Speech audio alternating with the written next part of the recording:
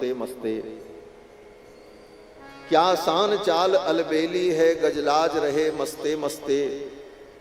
जिन देखा तिनके चित्त रतन अनमोल बिके सस्ते सस्ते। रस रूप माधुरी बरसत हैं, सखी जात चले रस्ते रस्ते। राम लला नृपनंदन ने दिल लूट लिया हंसते हंसते।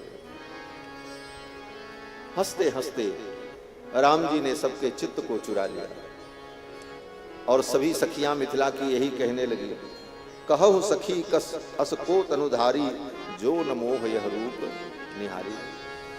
कहो सखी अस को तनुधारी, कहो सखी अस को तनुधारी, जो न मोह यह रूप निहारी, जो न मोह यह रूप निहारी। को सप्रेम बोली मृदुबानी, को सप्रेम बोली मृदुबानी, जो मैं सुना सुनहु सयानी, जो मैं सुना सुनहु सयानी। ये दो दशरथ के हैं डोटा, ये दो दशरथ के डोटा। बाल मरालन के कल जोटा, बाल मरालन के कल जोटा। मुनि कौशिक मख के रखवारे, मुनि कौशिक मख के रखवारे। जिन रन अजर निशाचर मारे, जिन रन अजर निशाचर मारे। श्याम गाते कर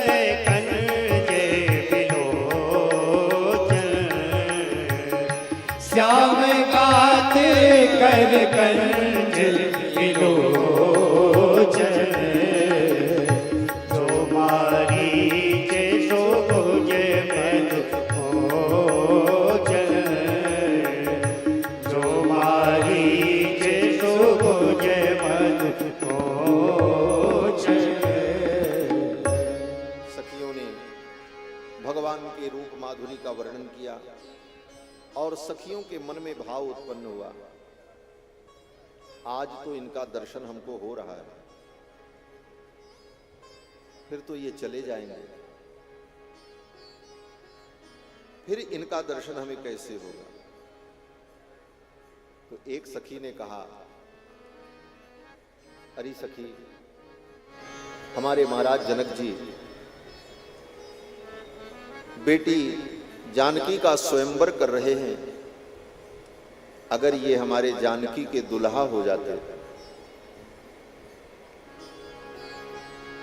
तो हमारे मिथिला के मेहमान हो जाते, और जब मिथिला के मेहमान हो जाएं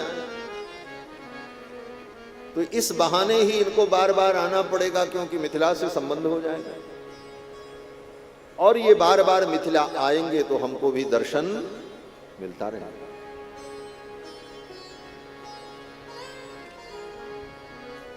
मिथिला की सखियों का भाव और वृंदावन की गोपियों का भाव, दोनों में बड़ा अंतर है। वृंदावन की गोपियां भगवान के सौंदर्य माधुर्य को देख करके मुग्ध होती हैं, लेकिन साथ साथ उनका भाव क्या है, बोले कृष्ण मेरे प्रियतम हो जाए। वो स्वयं कृष्ण को अपना प्रियतम बनाना चाहते हैं, और सब गोपियों के मन में यही भाव है। वेद व्यास जी कहते हैं ना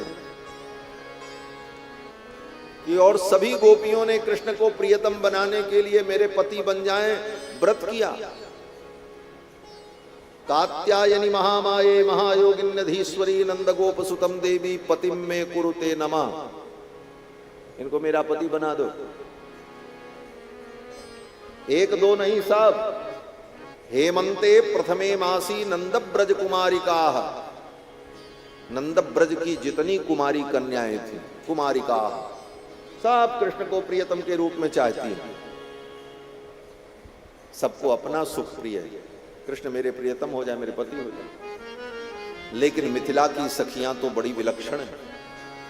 मिथिला की सखियां राम जी को अपना पति नहीं बनाना चाहती, मिथिला की सखियां कहती ये तो हमारे किशोरी जी के पति हो जाए, हम तो इनकी दासी बनी रहे और इसी बहाने हमको इनका दर्शन होता है। अपनी किशोरी के लिए जानकी जी के लिए राम जी को चाहती हैं, और ये नाता हो जाएगा कबहू के ये आवई यही नाते, और इसी नाते इनका आना जाना होगा, तो इनका दर्शन हमें प्राप्त होगा। फिर तो महाराज भगवान नगर घूम करके आए, और जब पहुंचे तो संध्या वंदन किया। सायंकाल की बेला थी। निस प्रवेश मुनि आयस दीना, सबही संध्या वंदन कीना। राम लक्ष्मण ने और विश्वामित्र जी के साथ आए हुए मुनि महात्माओं ने संध्या वंदन किया।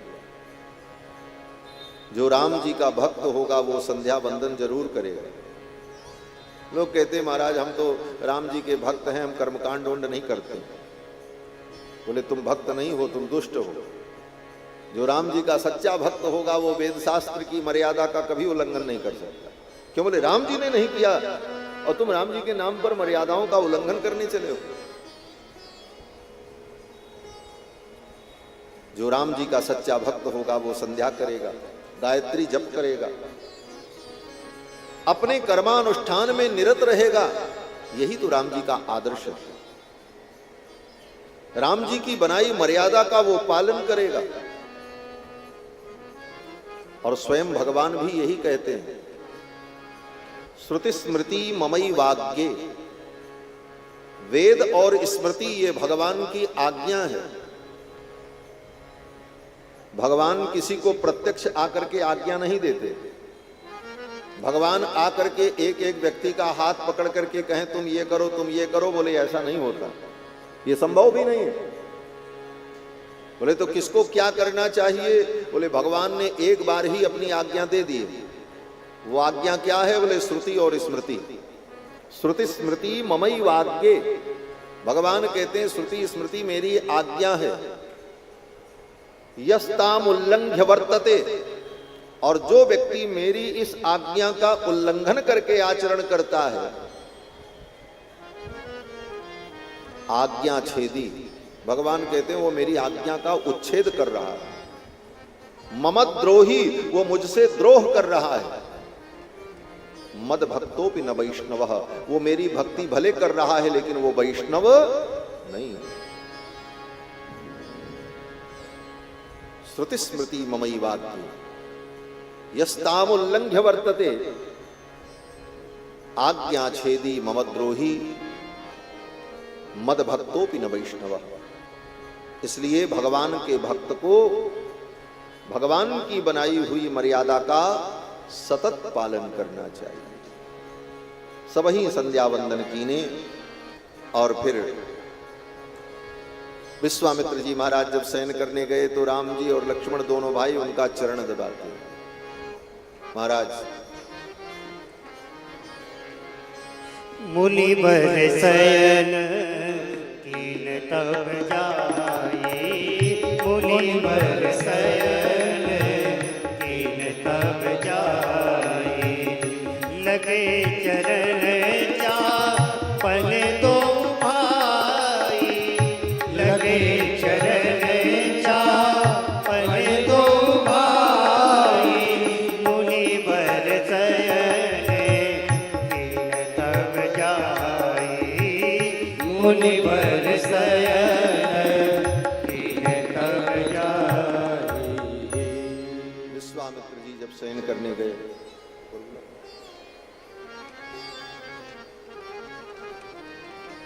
पधारो। श्री सीतारामचंद्र भगवान की जय। जय जय सीताराम। रघुपति राघव रघुपति राघव राजा राम। पतित पावन सीताराम। रघुपति राघव राजा राम। पतित पावन सीताराम। रघुपति राघव राजा राम। पतित पावन सीताराम। रघुपति राघव राजा राम।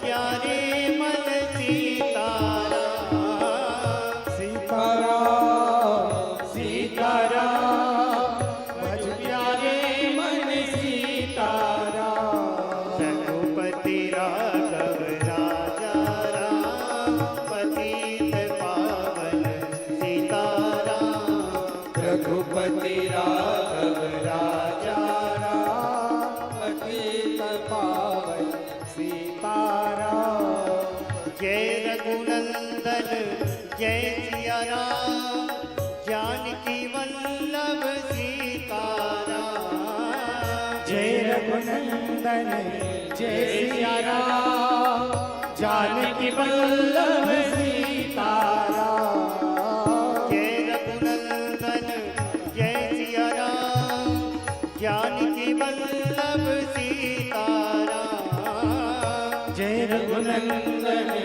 जय सिया राम जानकी वल्लभ सीताराम रघुपति राघव राजा राम पतित पावन सीताराम रघुपति राघव राजा राम पतित पावन सीताराम पतित पावन सीताराम पतित पावन सीताराम श्री सीतारामचंद्र भगवान भगवान की जय।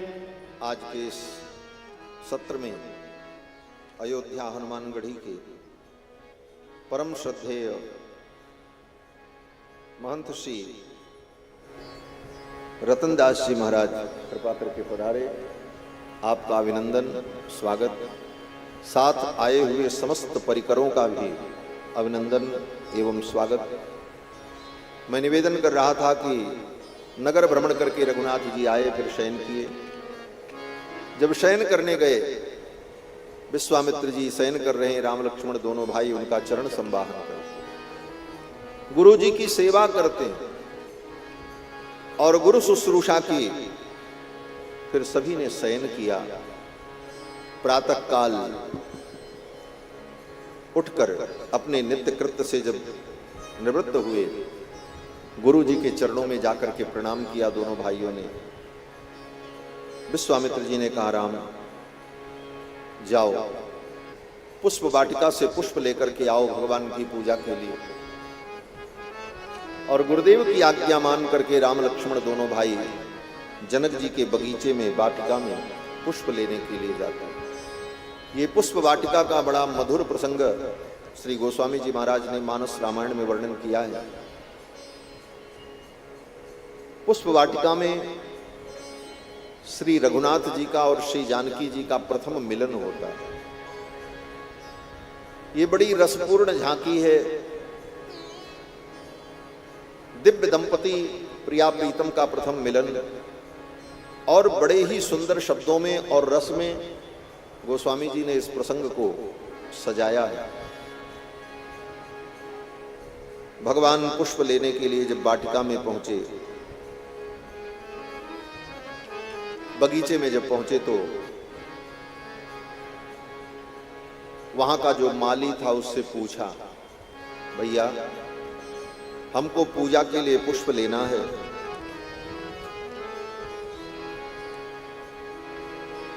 आपकी अनुमति हो तो हम पुष्प ले लें। राम जी चाहते तो ऐसे ही जाकर के पुष्प तोड़ लेते, किसकी हिम्मत थी राम जी को रोक पाता। और पूरी मिथिला को पता है कि विश्वामित्र जी के साथ ये आए हैं, और विश्वामित्र जी जनक जी के मुख्य अतिथि। ऐसे विशिष्ट व्यक्ति को कौन रोक देता एक फूल तोड़ने से? किसी की हिम्मत हो? पूछने की कोई जरूरत न पड़ती। लेकिन इसके बाद भी राम जी ने कितनी मर्यादा का पालन किया। बगीचे में पहुंचे तो माली से पूछा, भैया हमें फूल तोड़ना है, पुष्प ले जाना है, आपकी अनुमति हो तो हम पुष्प ले लें। चहुदिस चितई पूछ मालीगन।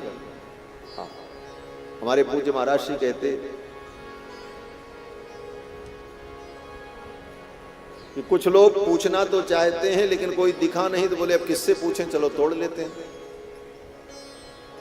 वहां भी स्थिति थी, माली दिखा नहीं। अब बगीचा बहुत बड़ा था, माली कहीं दूसरी जगह कुछ कर रहा था। लेकिन राम जी ने यह नहीं सोचा कि माली मिला नहीं तो चलो फूल तोड़ लेते हैं।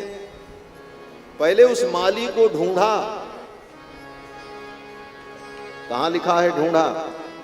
कि चौहुदिस चितई, यही ढूंढना है। चौहुदिस चितई पूछ माली गण, लगे लेन दल फूल मुदित मन। भगवान पुष्प और तुलसी दल लेने लगे और उसी समय वाटिका में गौरी पूजन करने के लिए श्री जानकी जी अपने सखियों के साथ पुष्प वाटिका में पधारे। तिहि अवसर सीता तह आई, तिहि अवसर सीता तह आई, गिरिजा पूजन जननी पठाई, गिरिजा पूजन जननी पठाई। संग सखी सब सुभग सयानी, संग सखी सब सुभग सयानी। गावहि गीत मनोहर वाली, गावहि गीत मनोहर वाली, सर समीप गिरिजा गृह सोहा, सर समीप गिरिजा गृह सोहा। बरलिन जाई देख मनोमोहा, बरनिन जाई देख मन मोहा। तेहि अवसर सीता तह आई, तेहि अवसर सीता तह आई। सीता तह, सीता तह आई। श्री जानकी जी अपने सखियों के साथ गिरिजा पूजन के लिए आई। उनकी सखियों में एक सखी बड़ी चंचला थी। किशोरी जी जब उधर पूजन करने के लिए गई तो उसने सोचा जानकी जी जब तक पूजा उजा करें तब तक बगीचे का एक चक्कर में लगाऊं, जरा देखूं बगीचे का नजारा क्या है।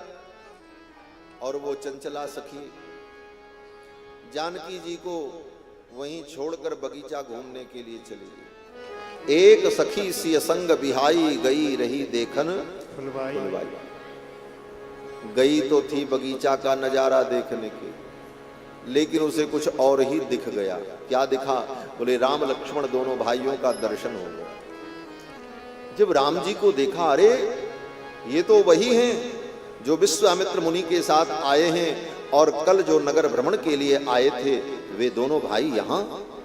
बड़ी प्रसन्न हुई भगवान को देखकर और दौड़ती हुई वहां से आई और आकर के श्री जानकी जी के सामने खड़ी हुई। हाँफ रही थी, दौड़ करके आई थी। बोलने का मन था लेकिन बोल नहीं पा रही थी क्योंकि दौड़ करके आई है, सांस फूल रही थी। थोड़ी देर स्थिर होकर खड़ी रही। जानकी जी ने पूछा, अरे सखी तू इतनी बावली क्यों हो गई, क्या हो गया तुझे? तो सखी ने कहा, किशोरी जी मैं गई थी बगीचा घूमने और बगीचे में मैंने उनको देखा। बोले किनको देखा? बोले वही जो विश्वामित्र जी के साथ दोनों कुमार आए हैं, कल जिन्होंने नगर भ्रमण के प्रसंग में अपनी मोहिनी से संपूर्ण मिथिला के लोगों को मोह लिया। जिन निज रूप मोहनी डारी, कीन्हे स्वबस सकल नर नारी। जिन्होंने मिथिला के समस्त नर नारी को अपने वश में कर लिया, वे दोनों कुमार यहां आए हुए। अब तो ये सुनकर किशोरी जी के मन में बड़ी उत्सुकता हुई। उस सखी ने कहा, बड़े मनोहर हैं, बड़े सुंदर हैं। जानकी जी ने कहा, बताओ कैसे हैं, कुछ तो वर्णन करो। उस सखी ने कहा, मैं कैसे वर्णन करूं? क्यों? सखी ने कहा, जिसने देखा है वो बोल नहीं सकता, और जो बोल सकता है, बता सकता है, उसने देखा ही नहीं। बोले मतलब? सखी ने कहा, आंखों ने देखा है लेकिन आंख बोल नहीं सकती, तो जिसने देखा वो कैसे बताए? और वाणी जो बोल सकती है उसने देखा ही नहीं, क्योंकि वाणी के पास आंख नहीं होती। तो मैं क्या वर्णन करूं? श्याम गौरी की कहूँ बखानी, श्याम गौरी की कहूँ बखानी। गिरा नयन नयन बीनुमानी, गिरा नयन नयन बीनुमानी। श्याम गौरी की कहूँ बखानी, श्याम गौरी की कहूँ बखानी, कहूँ बखानी कहूँ बखानी। सखी ने कहा मैं कैसे वर्णन करूं? वस्तुतः भगवान का वर्णन तो वेद भी नहीं कर सकते। नेति नेति जहि निगम निरूपा, लेकिन फिर भी अपनी शक्ति और सामर्थ्य के अनुसार वेद भगवान का वर्णन करते हैं।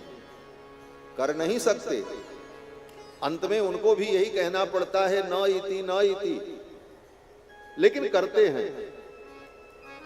उसी प्रकार भगवान का वर्णन वाणी से नहीं किया जा सकता, फिर भी यथामति यथाशक्ति वर्णन किया जाता है। क्यों किया जाता है?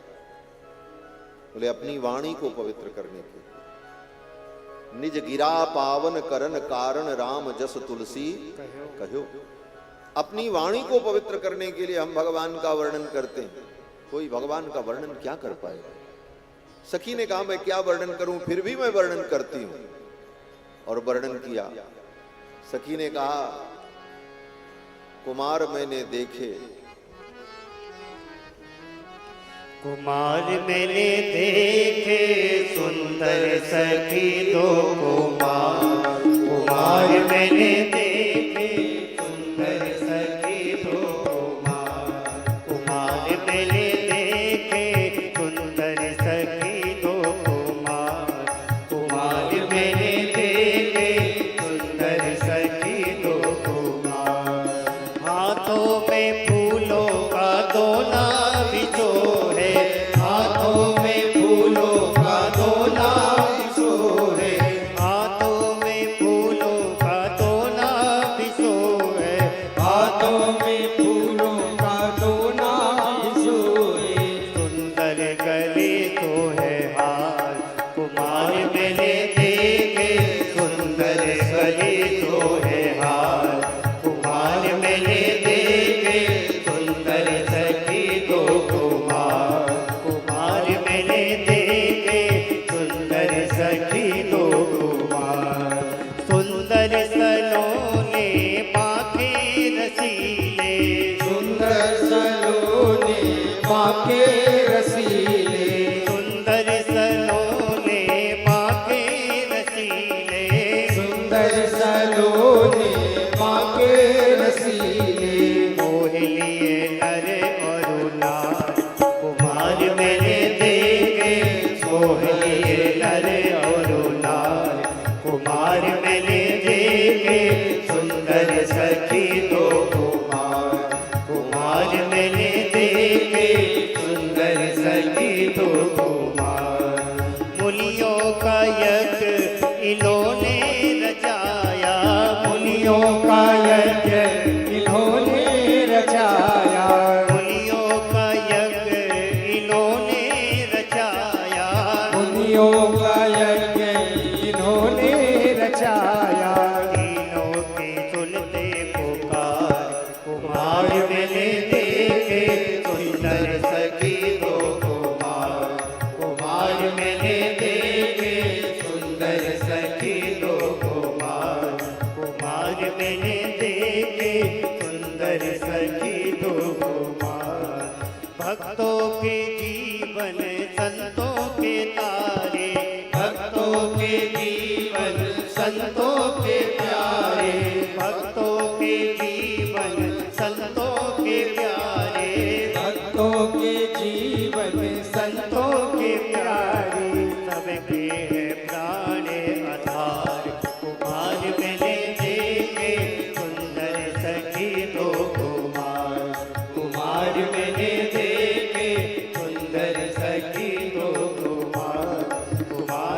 मैंने देखे सुंदर सखी दो कुमार, कुमार मैंने देखे सुंदर सखी दो कुमार। सखी ने कहा, किशोरी जी मैंने उन दोनों कुमारों का दर्शन किया। बोले अच्छा, दर्शन करके तुम्हें कैसा लगा? तो सखी जो है अपनी लज्जा को छोड़कर वो सखी कहने लगी कि सच बताएं? बोले हाँ सच बताओ। उस सखी ने कहा, मैंने तो उनसे अपनी आंखें लड़ा ली। आहा, बड़ा रसिक पद है।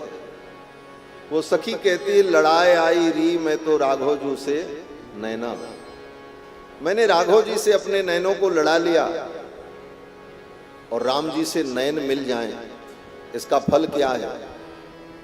बोले लोक लाज कुल की मर्यादा कमला में धोए बहाए आई री। लोक लाज कुल की मर्यादा सब छूट गई, अब तो आंखें कहती हैं इन्हीं को निहारते रहो। लड़ाई आई री मैं तो राघव जू से नैना, लड़ाई आई री मैं तो राघव जू से नैना, लड़ाई आई री मैं तो राघव जू से नैना, लड़ाई आई री मैं तो राघव जू से नैना। गिरजा पूजन गई सिया संग, गिरजा पूजन गई सिया संग, गिरजा पूजन गई सिया संग, गिरजा पूजन गई सिया संग। सिख रूप निहारे आई री मैं तो राघव जू से नैना, लड़ाई आई री मैं तो राघव जू से नैना, लड़ाई आई री मैं तो राघव जू से नैना। चोख चोख लेना राजे कुंवर के, चोख चोख लेना राजे कुंवर के, चोख चोख लेना राज कुंवर के, चुके चुके नैना राज कुंवर के। कजरारी देख समाए आई री मैं तो राघव जू से नैना, कजरारी देख समाए आई री मैं तो राघव जू से नैना, लड़ाई आई री मैं तो राघव जू से नैना, लड़ाई आई री मैं तो राघव जू से नैना। घरवारी कहो या गवारी कहो, घरवारी कहो या गवारी कहो, घरवारी कहो या गवारी कहो, घरवारी कहो या गवारी कहो। मैं तो हिय बिच रूप बसाए आई री मैं तो राघव जू से नैना, हिय बिच रूप बसाए आई री मैं तो राघव जू से नैना, लड़ाई आई री मैं तो राघव जू से नैना, लड़ाई आई री मैं तो राघव जू से नैना।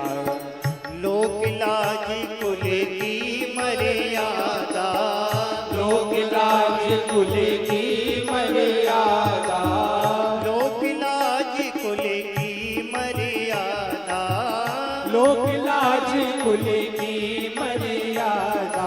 कमला में धोए बहाए आई री मैं तो राघव जू से नैना, कमला में धोए बहाए आई री मैं तो राघव जू से नैना, लड़ाई आई री मैं तो राघव जू से नैना, लड़ाई आई री मैं तो राघव जू से नैना। सिया अली रघुनाथ छवि पर, सिया अली रघुनाथ छवि पर, सिया अली रघुनाथ छवि पर, सिया अली रघुनाथ छवि पर, मिलता में बोले भिखाई आई री मैं तो राघव जू से नैना, मिलता में बोले भिखाई आई री मैं तो राघव जू से नैना, लड़ाई आई री मैं तो राघव जू से नैना, लड़ाई आई री मैं तो राघव जू से नैना, लड़ाई आई री मैं तो राघव जू से नैना, लड़ाई आई री मैं तो राघव जू से नैना। सखी ने कहा हमने तो उनसे आंखें चार कर ली। ये मिथिला के रसिक भक्तों का भाव है। मिथिला के भक्त कहते हैं दुल्हा सरकार से हमारी आंखें लड़ जाएं। रघुनाथ जी हमारे किशोरी जी के जो प्रियतम हैं उनसे हमारी आंखें लड़ जाएं। हमारा यही भजन है, मिथिला वासियों का यही भजन है। हमारे अयोध्या वाले माला जपते हैं, मिथिला वाले तो यही करते हैं। क्या भाव है? बोले मिथिला के भक्त कहते हैं प्रिय दुल्हे से नयन जब जूटी,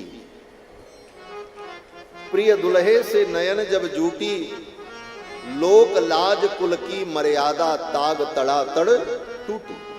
लोक लाज कुल की मर्यादा छूट जाए। और सच पूछो भगवान की भक्ति में, प्रेम में लोक लाज और दुनिया क्या कहेगी ये हम भूल जाएं। यही भक्ति की पराकाष्ठा, यही हम नहीं भूल पाते। हम दुनिया की चिंता करते रहते, दुनिया क्या कहेगी, लोग क्या कहेंगे। एक महात्मा कहते थे सबसे बड़ा रोग क्या कहेंगे लोग, क्या कहेंगे लोग। इस रोग से व्यक्ति बच जाए तो भगवान के चरणों की भक्ति। लोग यही सोचते हैं लोग क्या कहेंगे, इतनी कम उम्र में कंठी बांध दिया, अभी से भक्ति में लग गया, इतनी बड़ी चोटी रखी।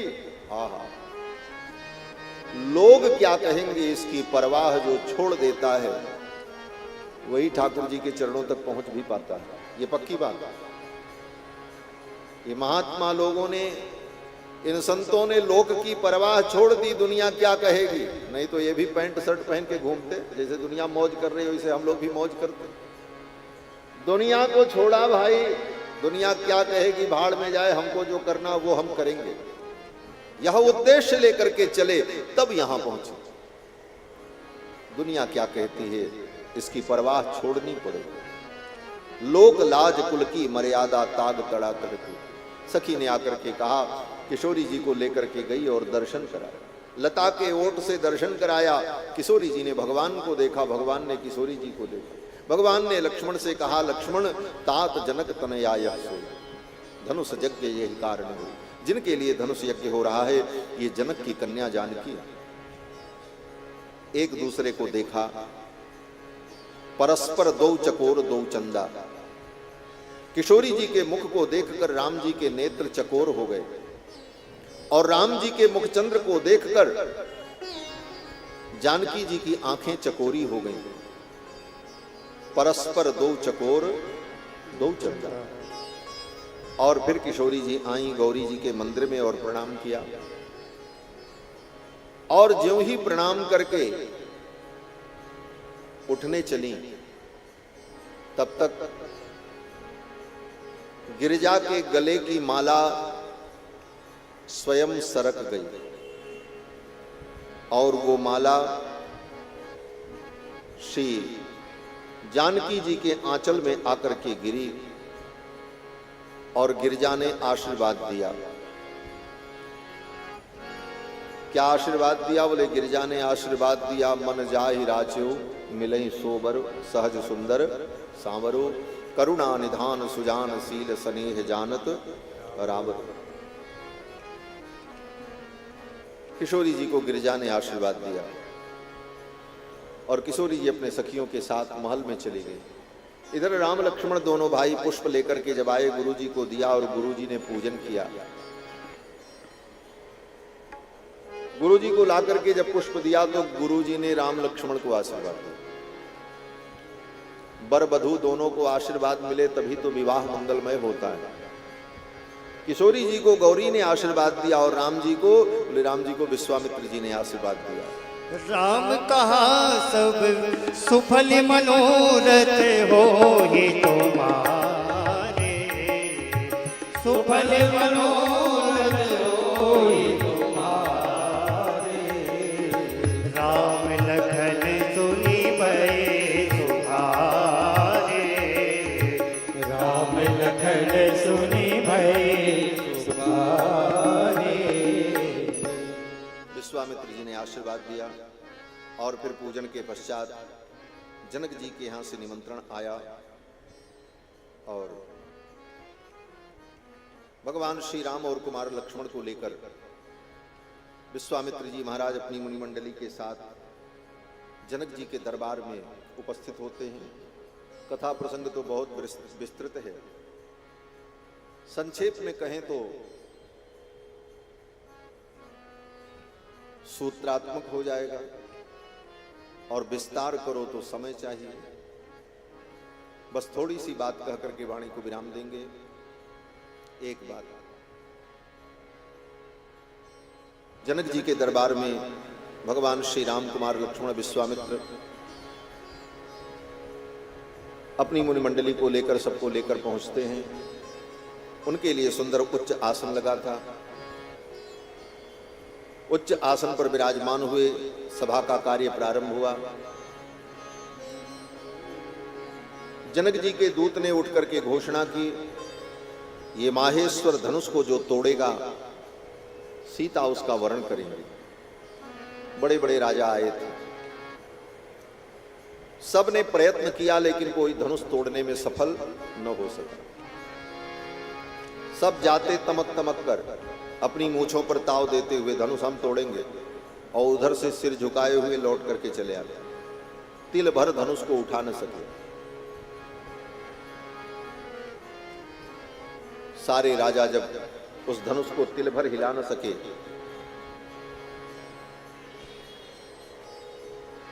तो श्री जनक जी महाराज उठ करके खड़े हुए और उदास होकर, खेद खिन्न होकर जनक जी ने कहा, आप जाओ, आप लोग अपने अपने घर।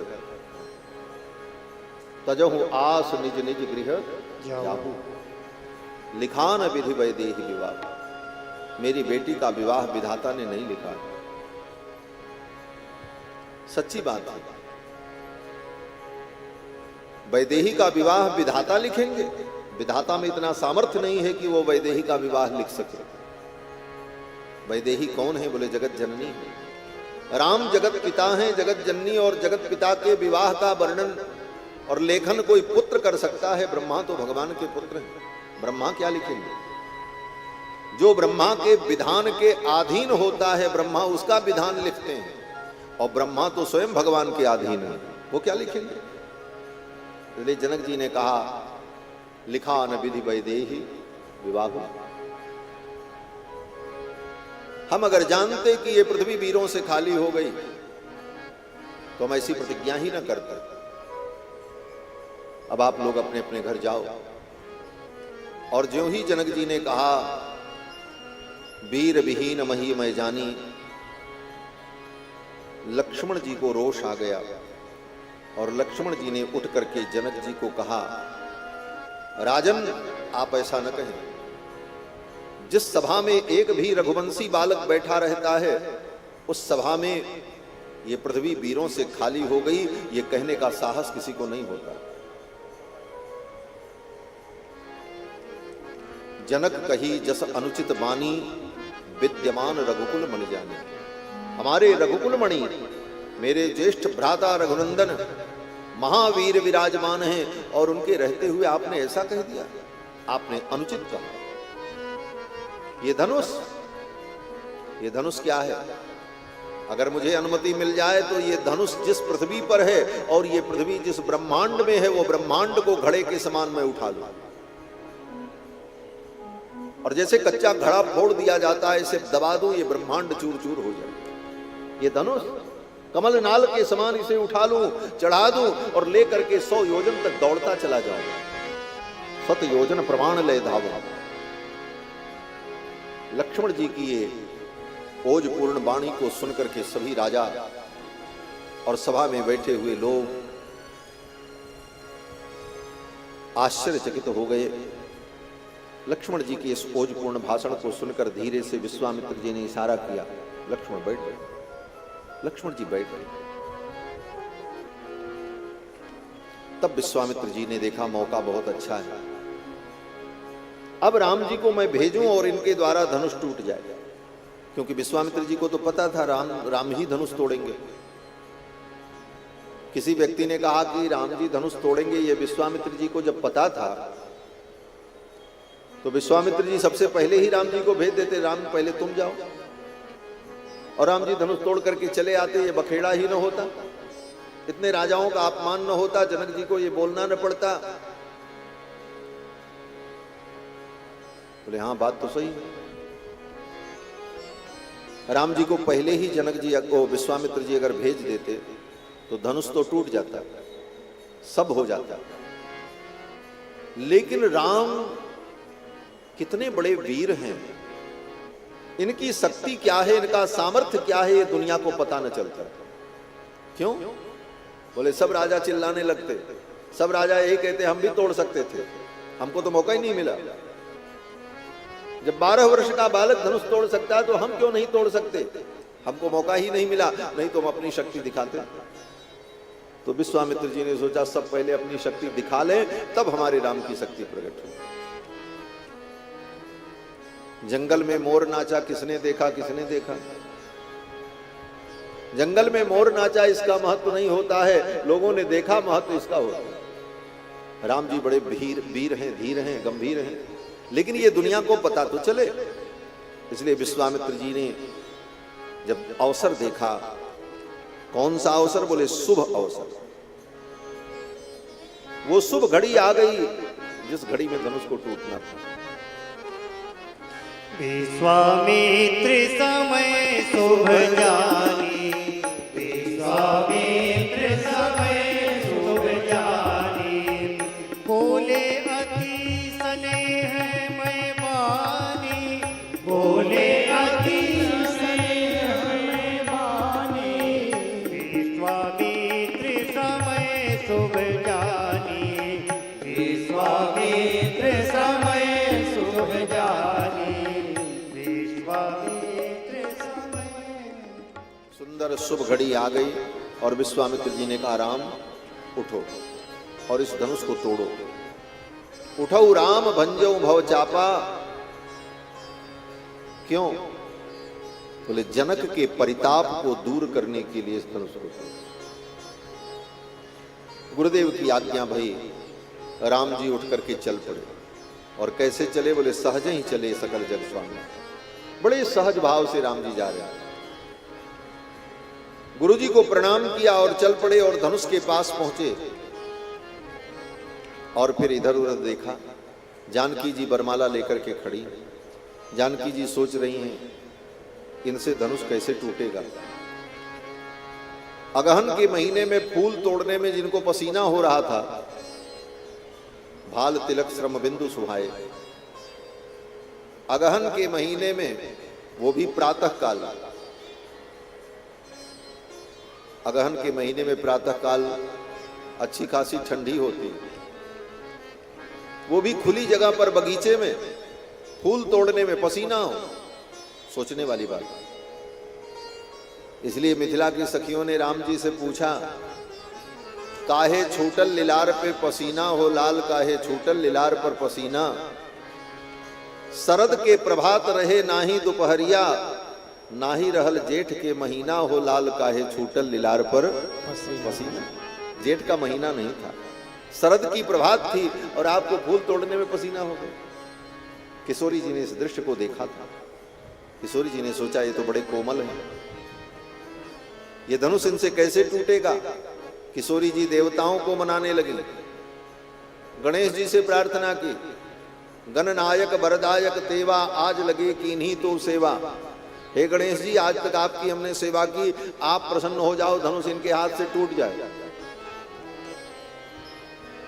राम जी ने तब तक धनुष को नहीं छुआ। राम जी ने कहा इसमें गणेश जी क्या करेंगे, धनुष हमको तोड़ना है, हमसे कहें हम धनुष तोड़ दें, इसमें गणेश जी की क्या भूमिका।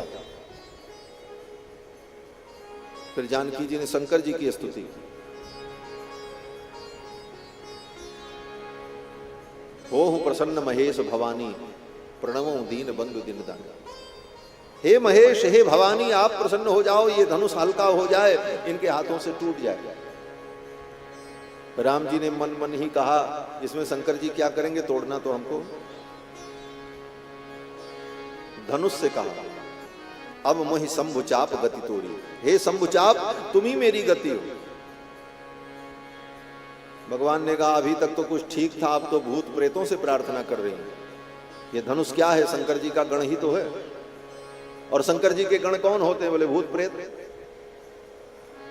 भगवान किसी की प्रार्थना से और किसी के निवेदन से नहीं मिलते, भगवान तो स्वयं की कृपा से मिलते। सोई जानई जेहि देहु जनाई, जानत तुम्हि तुम्हि होई जाई, तुम्हारी कृपा तुम्हि रघुनंदन जानई, भगत भगत और चंदन। भगवान ने सोचा ये मुझसे तो कहती ही नहीं, अब ये मुझसे जब कहेंगी तब मैं धनुष तोड़ूंगा। तब तक राम जी वहीं खड़े रहे, धनुष को छुआ नहीं। और सबकी स्तुति कर लेने के बाद जब जानकी जी ने कहा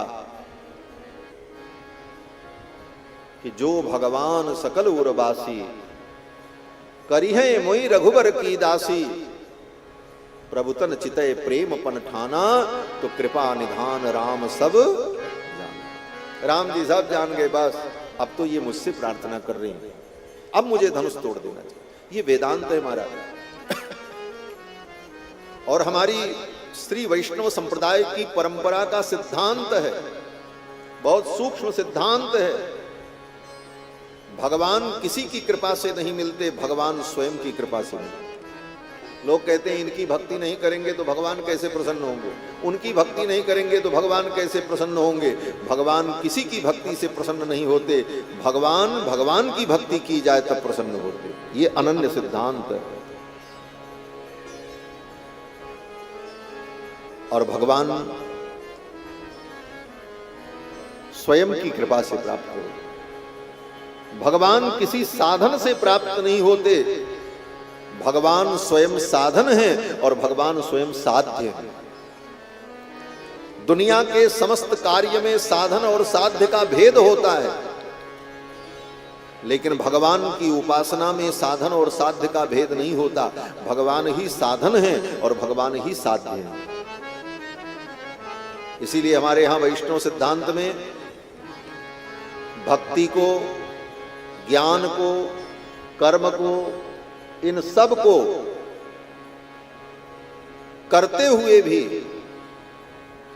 भगवत प्राप्ति के साधन के रूप में नहीं माना जाता। इनको हम साधन नहीं मानते, ये कर्तव्य है, हमको करना चाहिए बस। फिर साधन क्या है? बोले भगवान को पाने का साधन स्वयं भगवान है। जब भगवान स्वयं चाहेंगे तब तुम उनको प्राप्त कर पाओगे। नायमात्मा प्रवचनेन लभ्यो न मेधया न बहुना श्रुतेन यमे वैश्वणुते तेन लभ्यः। इसलिए साधन और साध्य दोनों रूप में भगवान का वर्ण करना, यही वैष्णव सिद्धांत है, यही वैष्णवता का सिद्धांत है। भगवान ही साधन है, भगवान ही साध्य है। और भगवान से ही जब किशोरी जी ने प्रार्थना की तो भगवान ने विलंब नहीं किया, किशोरी जी की ओर देखा और नीचे हाथ बढ़ाया। देखा किशोरी जी की ओर, माला लेकर के खड़ी किशोरी, और हाथ नीचे बढ़ाया। क्या उठाने के लिए? हमारे संत जन कहते हैं जानकी जी के मुखमंडल को देखकर राम जी ने सोचा मेरी किशोरी को किसी की नजर न लग जाए, और जब मेरी मैया कौशल्या मुझे देखती तो नजर उतारने के लिए तृण तोड़ती थी। निरखत जननी तृण तोरे।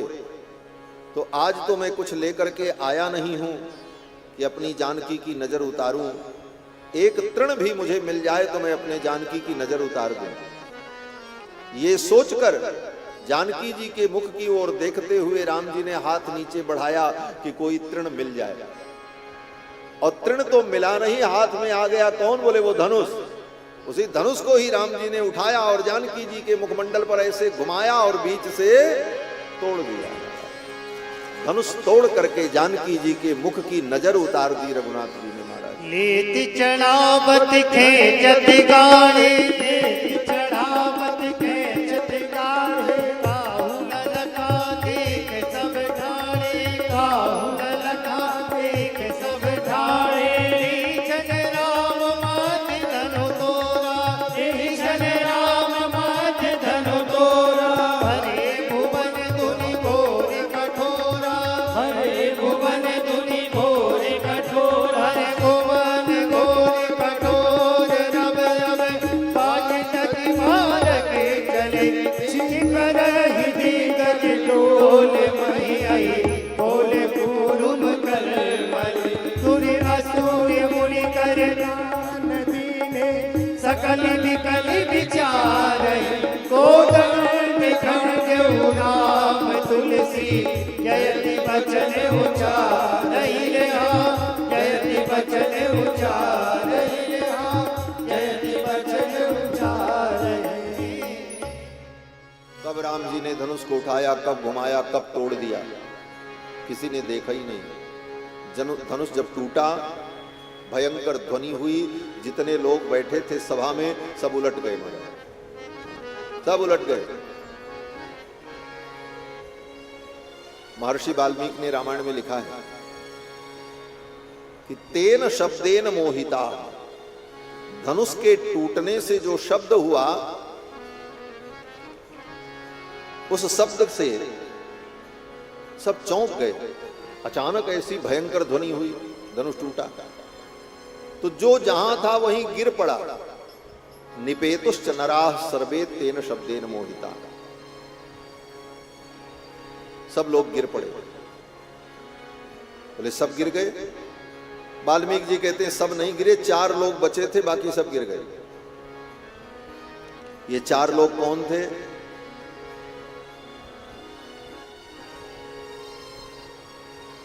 वे 4 लोगों में निपेतुश्च नराः सर्वे तेन शब्देन मोहिता वर्जयित्वा मुनिवरम, विश्वामित्र जी नहीं गिरे।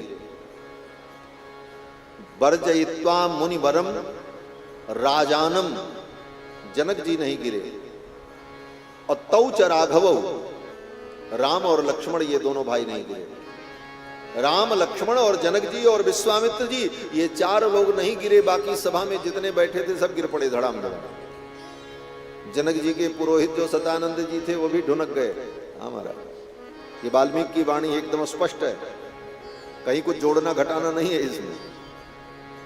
लेकिन अब बहुत वर्णन है, दिग्गज हिल गए, क्या क्या हुआ सब वर्णन है। अलग अलग रामायण में अलग अलग भाव हैं।